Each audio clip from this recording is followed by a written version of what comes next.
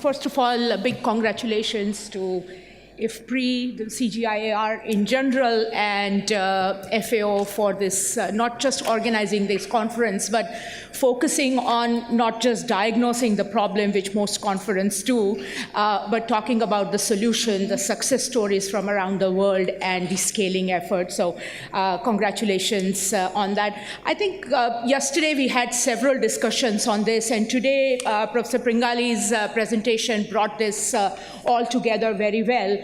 We've been talking about policies, we've been talking about the need for multi-sectoral approach, we've been talking about the need, especially as a very important intervention into acceleration process, the need for more investments into accelerating the nutrition challenge. And I'd like to build upon that and bring in 3 points. One is on the need really of not just talking about the cause of malnutrition, where of course agriculture and others can play a very important tool, sanitation, health, for example, but not just talking about the cause of malnutrition, but also talking about and needing more data on the cost of malnutrition. We had an example from Ethiopia yesterday and today, which is a great success story. In 2013, the estimated loss of, due to undernutrition to the country was about 55 billion birr, which was about 16% of their GDP. So a huge cost due to malnutrition.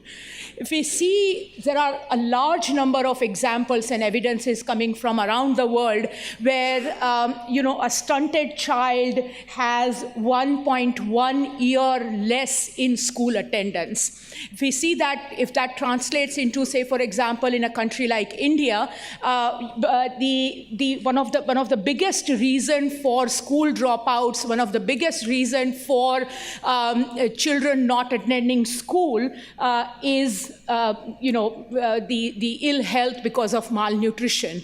And that very directly causes about anywhere between 8 to 10% loss to countries' national productivity because of the school attendance and also because of the cognitive impairments that malnutrition brings. So huge cost on these, and therefore we've often, from an agriculture perspective, we've been often talking about agriculture's impact on nutrition, but we are not talking enough. More as a policy tool also for policymakers, we are not talking enough about malnutrition's impact on agriculture productivity, especially with the feminization of agriculture and women, especially rural women around the world who are involved paradoxically in agriculture being more and more malnutrient. And therefore, I think this needs to be seen on both ways. The world doesn't have enough data, but whatever data we have, I think that is a very powerful policy tool, and therefore,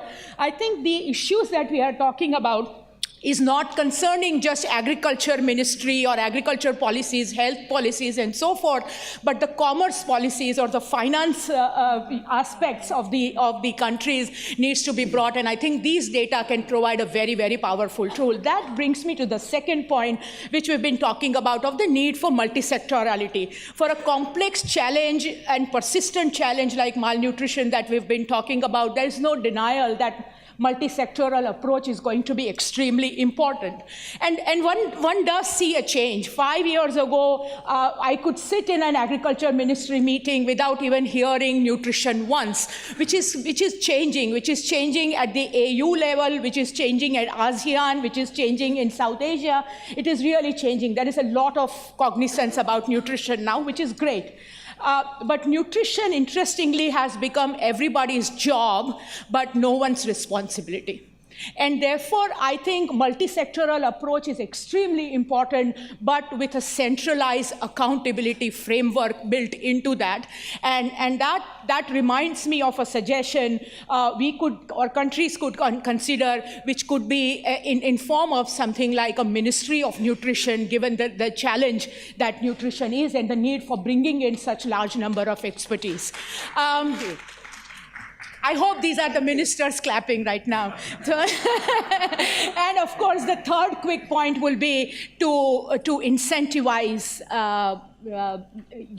the whole acceleration process. Perfect. Thank you very much, Purvi.